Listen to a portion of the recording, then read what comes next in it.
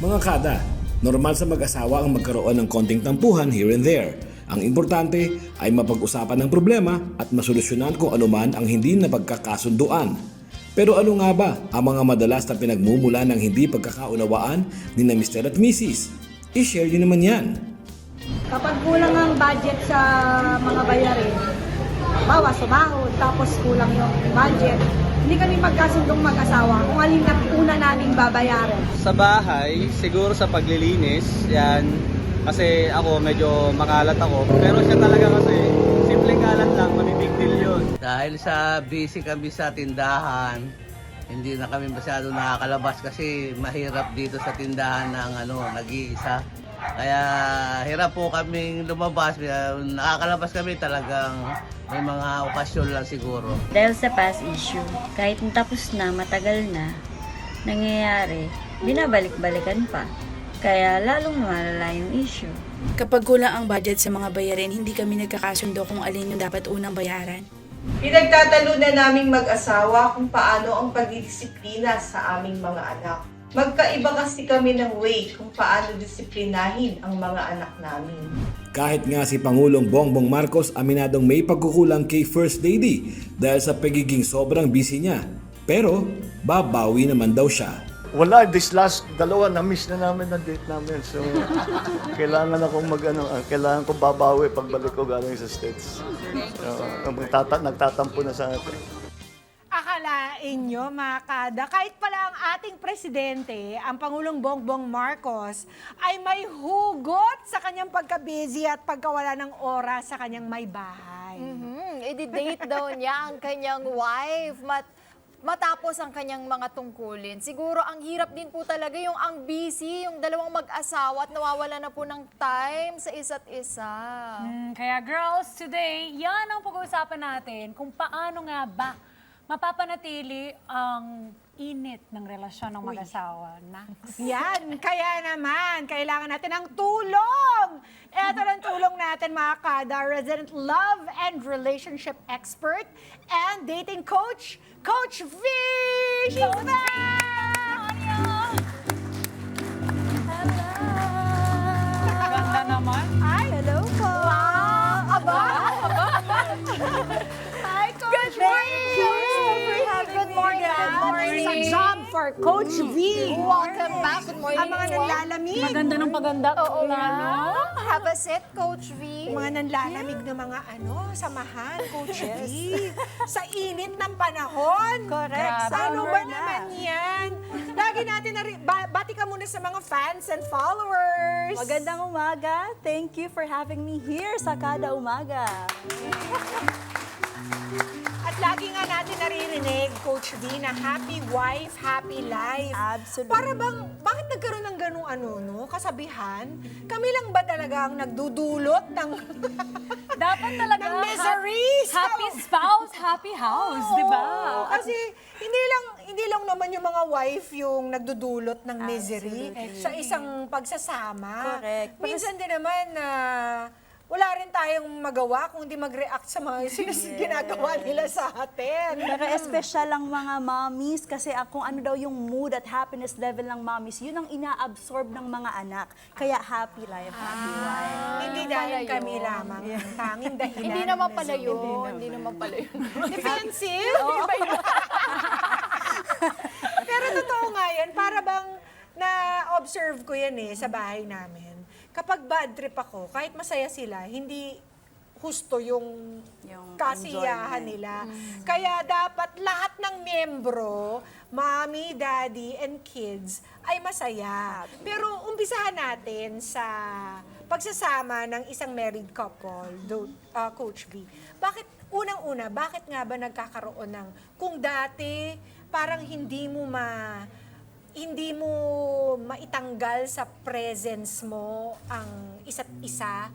Bakit kapag, eto na, we're married na, this is what you wanted, di ba? Bakit all of a sudden, ang nangyayari pa, pinaglalaban mo yung oras mo, nakasama mo ang iyong asawa?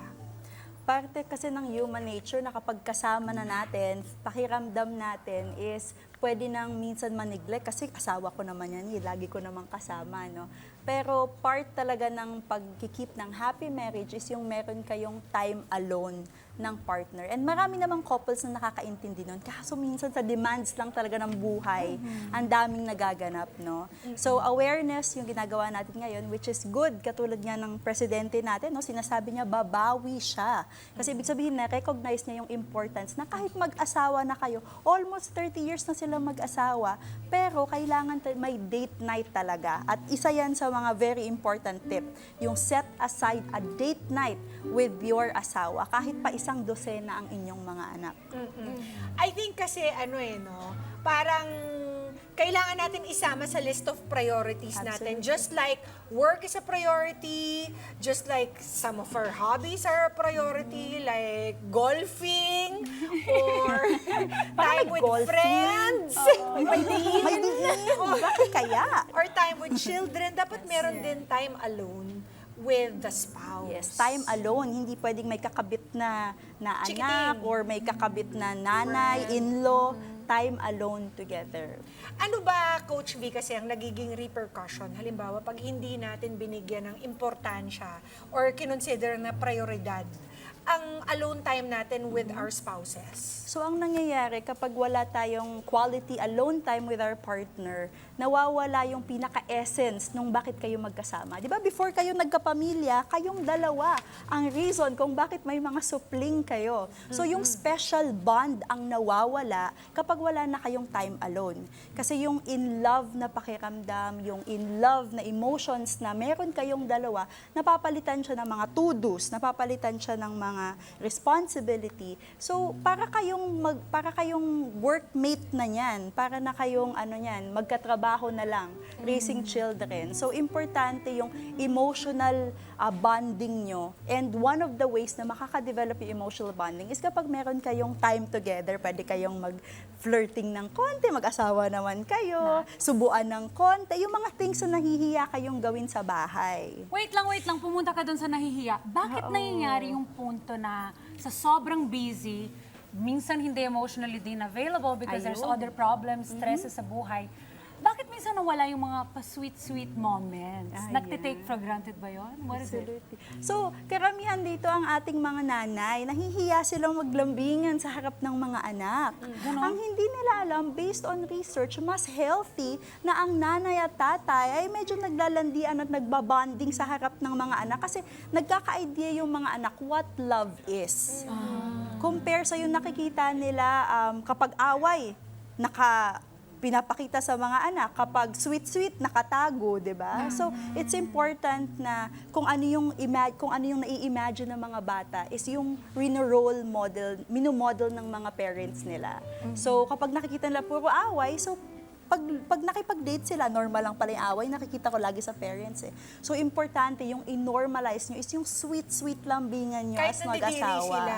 Kahit mandidiri kasi, totoo yan, no? Lagi nila sinasabi, so cringy, mama. Pag mga bata, I used to be that way. Pero paglaki tayo nila, anak, di ba, nakikita natin yun. Pero at the back of our mind, parang, ay, ang sweet, di ba? Hindi natin nila i-verbalize, pero absolutely. it's working. And we mirror that as we grow older. Ang ganda ng term niya, mirroring, that's true. And kapag bata kasi, cringe, ew.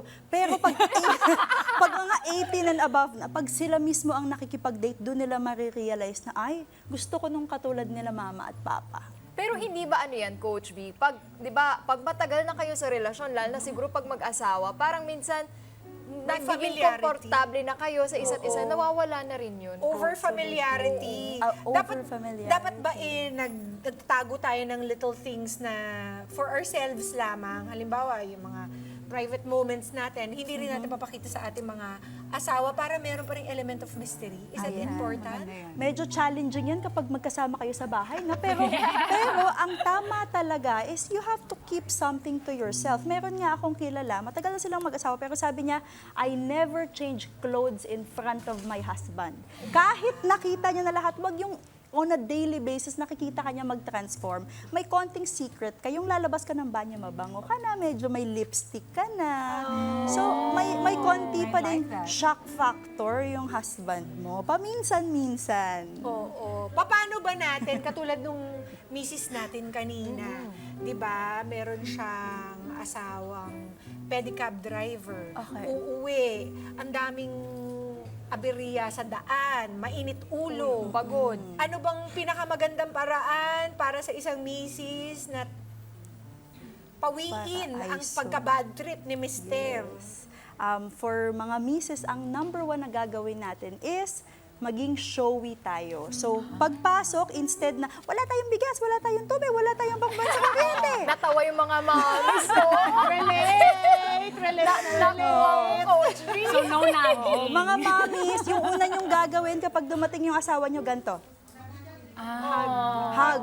Walang ibang sasabihin. Hug. Lambingan. At kapag Okay. nag-hug, based on science, at least 6 seconds, hindi yung parang, welcome. Ay, Di ba pwede pag Medyo matagal. 6 seconds. Based on Bilang science din daw na Yes. pag nag-hug kayo, mag-asawa bago umalis ng bahay, yung kung sino man Ayan. magtrabaho, tatagal daw ang buhay niyo. Ayun. Sabi ng Totoo science. yun. Di ba pwede pag-hug mo, Coach B? Honey, wala na tayong bigas. Ay, Mas maganda naman yun kaysa sa, ay, Oo. ano ba yan? Wala nang Tama. bigas. Kasi Ay, lang ayun. Judith. Alam niyo na, mami, ha? Binigyan ko kayong tip, ha? So, kami po, nag-interview po kami ng napakaraming mga men. And sabi nila, kahit ano pong gusto ng asawa namin, kapag sinabi po siya ng malumanay at malambing, nahihirapan po kami mag-no. Pero po, kapag po, madali lang po yung hinihingi nila, pero po nakabunganga, parang ayaw po naming ibigay. Noted. so, So, the ang tone is delivery, important. yes, Yeah, delivery tone. is very important. Ang ganda ng sabi mo, no? Hug mo muna. Marunong talaga. Mapuputulan na Ang tayo galing ng mo. kuryente. Ang galing mo, Tim. Galing mo, Dan. Abangan mo yan, Jonas, one day. Mga Kanet 25, this is Pia Guanyamago. For more Kada Umaga updates, please click the subscribe button and follow us on Net25 social media pages at Net25 TV and at Net25 Entertainment Facebook page.